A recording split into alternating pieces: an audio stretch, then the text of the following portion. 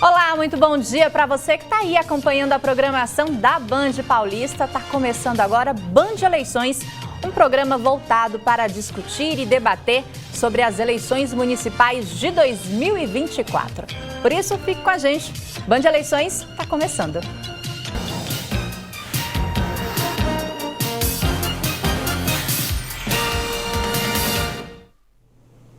E hoje a gente recebe o advogado especialista em direito eleitoral, o doutor Américo. Seja bem-vindo, doutor Américo Magro. Obrigada por aceitar nosso convite. Bom dia. Bom dia, eu que agradeço.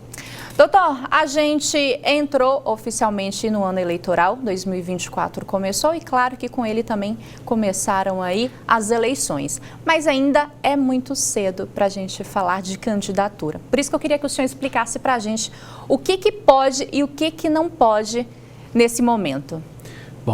Bom dia novamente, obrigado. Bom dia. Veja, a gente está em ano eleitoral, mas até chegar na fase de campanha eleitoral, ainda temos algumas etapas a cumprir. Para começar, propaganda eleitoral, que é a divulgação do candidato, pedido de voto, só pode ser feito a partir do dia 16 de agosto. Antes disso, não pode ter propaganda eleitoral.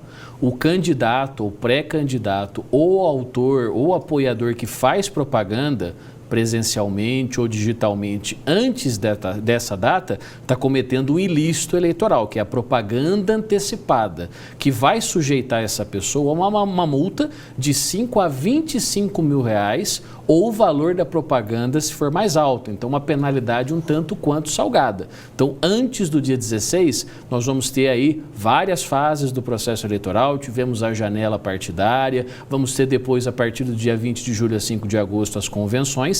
Só então, depois do registro, 16 de agosto, é que a campanha tem o seu início mesmo. Bom, a gente, muita gente já deve ter visto, inclusive algumas pessoas já se mostrando, já se falando que são pré-candidatas, inclusive divulgando nas redes sociais. Isso ainda não configura como campanha eleitoral. Isso, é uma das únicas exceções que nós temos na lei eleitoral. As eleições do Brasil, elas são reguladas por algumas leis.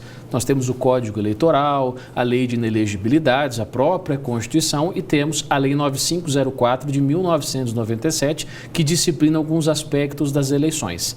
Esta lei, ela abre uma exceção expressa para os pré-candidatos. O que o pré-candidato pode fazer que não configura propaganda antecipada?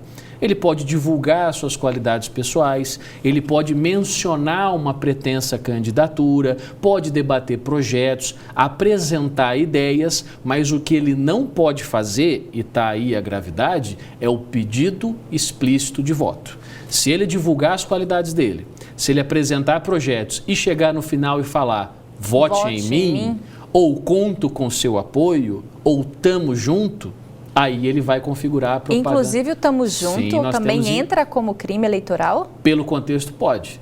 Porque qual que é a questão? A Justiça Eleitoral, ela entende que o pedido explícito de voto não é apenas o vote em mim. Ele pode configurar aquilo que a Justiça chama de palavras mágicas, que seriam os magic words em inglês.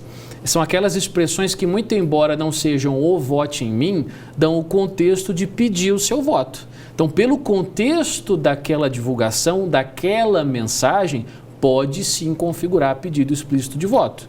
É aquilo que eu falei, propaganda é só a partir do dia 16 de agosto.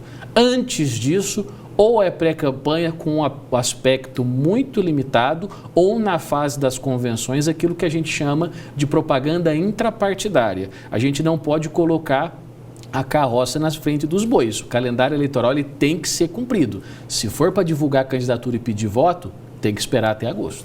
Se é um candidato, no caso um pré-candidato, que já teve uma vida pública, que já exerceu, seja foi vereador, que foi um prefeito, já que a gente está falando de eleições municipais, se ele já exerceu um cargo público, nesse caso, ele pode mostrar as coisas, né, os projetos, as obras que ele fez nesse período que antecede aí o período eleitoral? Veja, nós temos que tomar muito cuidado com a divulgação de atos da administração. Nós temos dentro dessa mesma lei que eu falei, condutas vedadas aos agentes públicos. Então, ele toma muito cuidado, por exemplo, na utilização de perfis oficiais para divulgar promoção pessoal, o que pode causar uma série de problemas. Se o perfil é oficial, não é da pessoa, é do cargo e não pode ser abusado. Uma outra coisa que nós vemos muito é participação em inauguração de obras públicas. A lei eleitoral, ela veda que até 3 meses antes das eleições, considerando aqui que nós só teremos primeiro turno na região, não pode participar de inauguração de obra pública, seja em posição de destaque ou não. Por quê? Para evitar o uso da máquina pública, porque o uso da máquina, o uso da estrutura do poder público pelo mandatário, pelo prefeito, pelo vereador, ele gera em relação aos demais uma situação de desequilíbrio. E eu com certeza é isso que a lei não autoriza. Então, em todo caso, tomar muito cuidado. Não estou dizendo que o gestor não deve continuar com as suas atividades. Claro que ele deve. Nós não estamos em época eleitoral, o município Sim. não vai parar. Ele totalmente tem que tomar cuidado com a impessoalidade que deve guiar todos os atos dele e, evidentemente, evitar de usar recursos públicos para sua promoção, porque isso pode configurar, inclusive, abuso de poder, que tem uma série de consequências terríveis para o candidato, como a cassação do registro, do diploma ou mesmo do mandato. A gente está falando de candidato, mas e o eleitor? Porque a gente sabe que tem aquelas pessoas que gostam de fazer propaganda, que gostam de divulgar. Essa pessoa que gosta de fazer esse tipo de divulgação, né, que está ali, que tem uma simpatia pelo candidato, ela pode divulgar alguma coisa? A gente falando de internet, no caso, do perfil dela na internet? Tudo vai depender do contexto. O eleitor, ele é um cidadão, ele tem a sua liberdade de manifestação. A Constituição garante a livre manifestação do pensamento, inclusive em contexto político. O que se recomenda aos candidatos, aos pré-candidatos, é que informem os seus apoiadores, os potenciais apoiadores, para evitar isso. Porque se o seu apoiador comete um desvio e você ciente não faz nada, ou não toma cautela, você pode responder junto. Então, o eleitor tem que partir da compreensão de que esse momento não é o momento para fazer propaganda, porque nós ainda não temos candidatos. Nós só teremos candidatos a partir do dia 15. Todo mundo que está divulgando potencial candidatura agora, pode ser que não vire nada. Pode ser que não tenha registro, ou pode ser que registrado, o seu registro não seja acolhido. Então, temos que aguardar. A parte disso, posso criticar? Posso cobrar? Posso manifestar a minha opinião? Evidentemente que se pode. O eleitor tem total liberdade para cobrar, para questionar, e isso é exercício de cidadania. O que não se pode fazer é o abuso, é o desvio, que com certeza vai e será penalizado pela Justiça Eleitoral. A propaganda eleitoral em si, ela só começa no dia 16 de agosto. Exatamente. Antes disso, eu não posso pedir voto, não posso fazer nada com que eu induza o eleitor a querer votar em mim. Isso.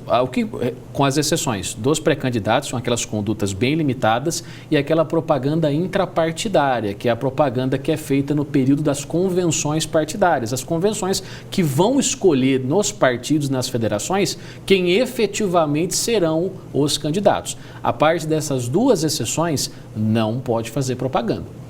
O eleitor que se sentir ali prejudicado, que está achando que o candidato A ou B está ali fazendo a campanha, onde ele pode fazer a denúncia, ou até mesmo o próprio adversário, né, para fazer a denúncia, onde ela é feita? No caso, sempre é possível, pela via processual, representações perante a Justiça Eleitoral, dizer, olha, no dia tal, por intermédio da postagem tal, ou por intermédio do ato tal, configurou-se propaganda antecipada. Isso é feito por intermédio de uma representação que vai ser encaminhada à Justiça Eleitoral e que a Justiça vai tomar as devidas providências e vai analisar o caso.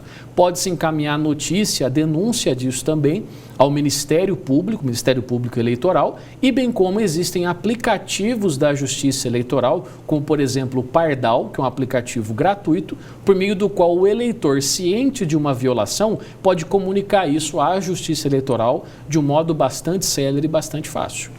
Doutor, falando de obrigação, de quem tem obrigação de votar, a gente sabe que no Brasil quem tem entre 18, me corrija se eu estiver errado, 70 anos, Isso.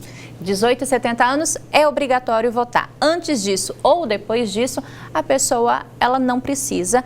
Mas no caso, quem já votava, quem tem lá 71, 72 anos, precisa justificar ou não é necessário? O voto para eles é facultativo. O Brasil, ele adotou, algumas críticas são feitas a respeito disso, mas o Brasil adotou o sistema de voto obrigatório. Então, para essa faixa que você comentou, tem que votar ou na impossibilidade tem que justificar conforme os prazos e formas que a Justiça Eleitoral exige. Lembrando que aquele que é obrigado a votar e não justifica pode ter uma série de consequências além da necessidade da sua regularização. A gente sabe que não pode participar de concurso, não pode tomar posse, uma série de outras consequências. Pode ser submetido, inclusive, uma multa, muito embora esse valor seja um tanto quanto baixo. O que a Justiça Eleitoral faz, e nós incentivamos, é que mesmo aqueles que não estão efetivamente obrigados a votar, que manifestem a sua vontade, que participem do processo democrático. Não é porque eu sou jovem, não é porque eu sou mais velho, que eu não posso influir no destino da nação. Então é de bom tom e a Justiça Eleitoral ter feito um bom trabalho educativo nisso, que nós engajemos o eleitor, independentemente da idade, a votar e a participar. Porque tem um ditado que diz, só participam das decisões aqueles que estão presentes. Se eu não voto, se eu não valorizo o meu voto, se eu não me engajo, fica complicado eu criticar aquele que é eleito depois, né? Inclusive, a gente tem até uma campanha, né? Tem a campanha aí eleitoral para que os jovens de 16 e 17 anos aí, eles possam ir exercer esse ato de cidadania, apesar de não ser obrigatório, né? Mas irem lá, tirarem o título de eleitor e comparecer. Doutor, eu vou pedir uma licencinha para o senhor aqui para a gente fazer uma pausa, tomar água e a gente já continua o nosso bate-papo, tá? O Band Eleições vai fazer uma pausa bem rapidinho, em instantes a gente já volta com muito mais informação. Não saia daí.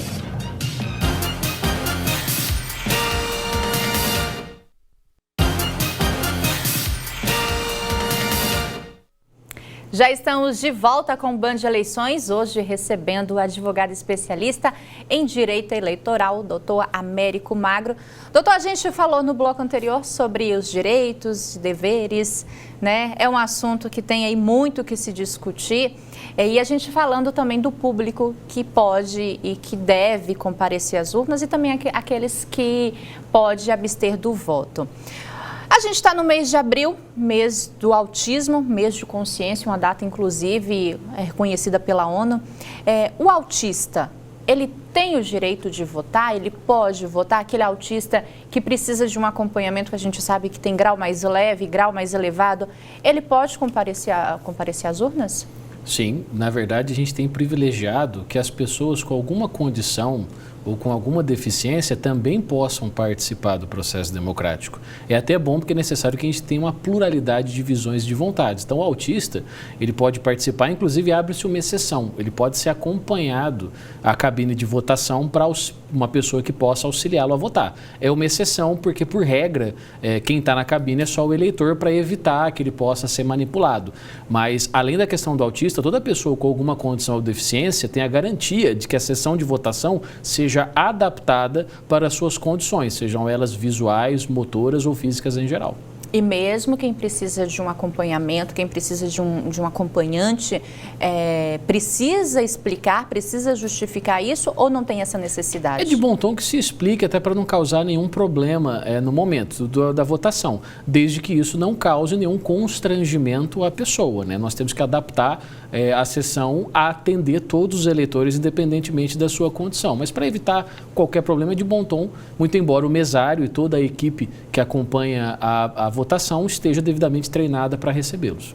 Claro que ainda falta muito, né? As eleições acontecem só em outubro, mas é preciso que o eleitor, na hora de votar, ele se atente a algumas situações, né? Inclusive ir com camiseta, boné, broches de candidato enquadra como crime eleitoral.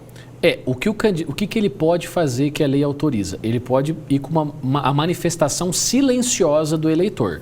Então ele pode ir, por exemplo, com uma camiseta que tem a logo do partido ou número, um botão. O que ele não pode fazer é sair com o nome, boné, bandeira e outros absurdos. Isso dentro da sessão de votação é proibido. Autoriza-se a manifestação silenciosa, como nós vemos todos os anos.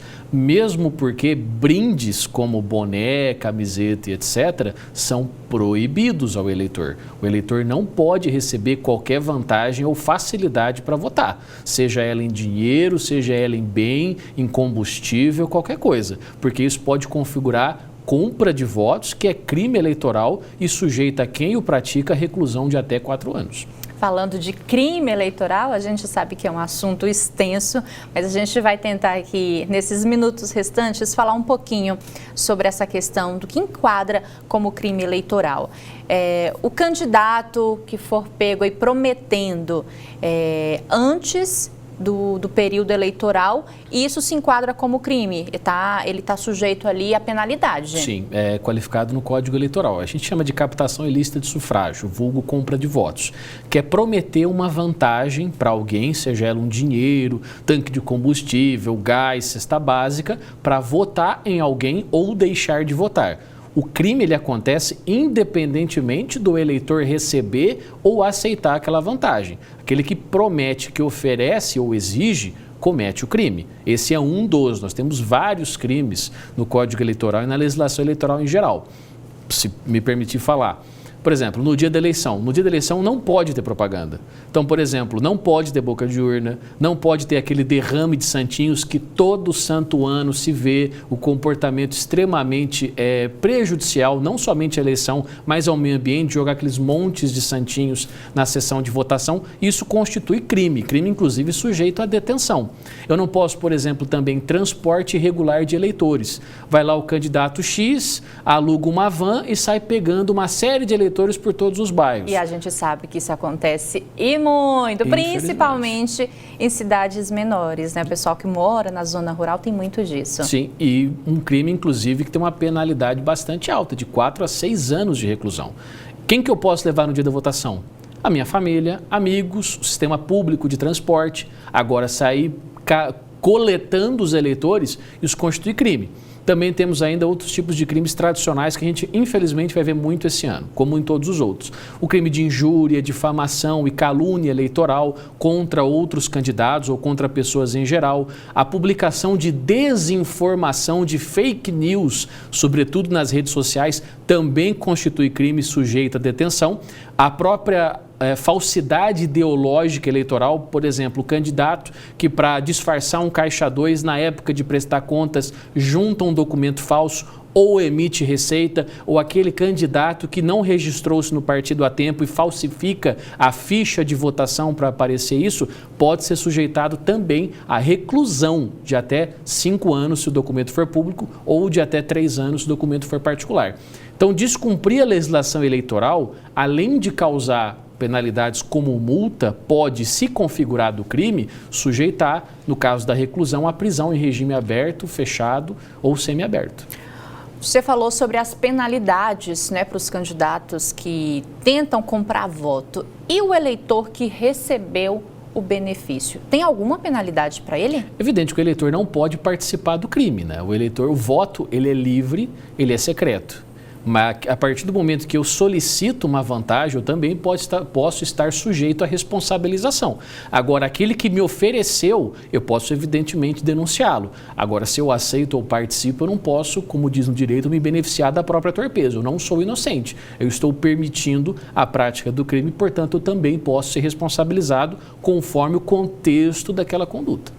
Bom, em 2020, né, estouraram aí as fake news nas eleições de 4 anos atrás. Elas já começaram ali estourando, fizeram, na verdade, um grande estrago. E em 2024 não vai ser diferente. A gente vem aí, inclusive, fazendo campanha justamente para combater essa questão da fake news. E é importante a gente dizer que fake news é crime. Quem for pego divulgando informação falsa está sujeito à penalidade. Sim, o crime é propagar desinformação, publicar um factoide, uma informação que você sabe ser falsa. Para praticar o crime, a pessoa não pode pura e simplesmente publicar algo que ela crê que é verdadeiro. Ela tem que saber que é falso. Só que recomenda-se cautela ao eleitor. Recebi uma corrente no WhatsApp, me mandaram uma mensagem. Sempre verifique a fonte, sempre verifique se essa informação é verdadeira antes de sair compartilhando ou divulgando por aí, porque seja candidato, seja apoiador ou eleitor, eu posso ser responsabilizado. E infelizmente esse ano nós veremos uma tendência muito grande de aumentar essa desinformação por causa do tema do momento, que é a inteligência artificial e as deepfakes, ou seja, aquelas falsificações, aquelas montagens. A Justiça Eleitoral tem se movimentado para proibir e para punir esse tipo de conduta, mas infelizmente elas vão acontecer. A gente está em um período de captar, digamos assim, né, os candidatos, os partidos buscando candidatos tanto para vereador quanto para prefeito. A empresa, ela pode proibir o seu empregado de sair candidato? Tudo depende, né? No direito a gente nunca tem resposta positiva ou negativa absoluta. A resposta mais simples é não. O direito de se candidatar, tanto quanto o direito de votar, ele é um direito fundamental. É um direito previsto na Constituição Federal. Tanto que a gente diz que o eleitor ou o candidato ele tem dois tipos de capacidade eleitoral. A passiva e a ativa, que é a capacidade de votar e ser votado. Quando o empregador, sem justificativa, proíbe um candidato, proíbe o empregado de ser candidato, ele está violando um direito fundamental. A empresa não pode proibir que o eleitor ou o cidadão possa se engajar politicamente. O que ela pode fazer é proibir que seja utilizado o nome da empresa ou que aquele empregado candidato vincule a sua imagem à empresa. Evidentemente que isso ela pode se opor. Mas no mais a empresa, o empregador tem que tomar muito cuidado para não praticar aquilo que a gente chama de assédio eleitoral. O que seria o assédio? Aquela conduta do empregador que diz o seguinte: olha, todo mundo tem que votar no candidato X, porque quem não votar vai ser demitido. Ou todo mundo tem que deixar de votar no candidato Y, porque senão a empresa vai fechar. Ou aqui ninguém vai ser candidato. Esse tipo de conduta é abusiva e não pode ser praticada. Tirando isso, evidentemente que o empregado, mesmo querendo ser candidato, não pode usar o nome da empresa ou se vincular à imagem da empresa como forma de se promover, porque a empresa, evidentemente, aí pode se opor. Lembrando que pessoa jurídica não pode fazer doação em campanha, não pode participar de campanha. Então, a preocupação do empresariado aí tem que ser grande, mas não pode ser abusiva.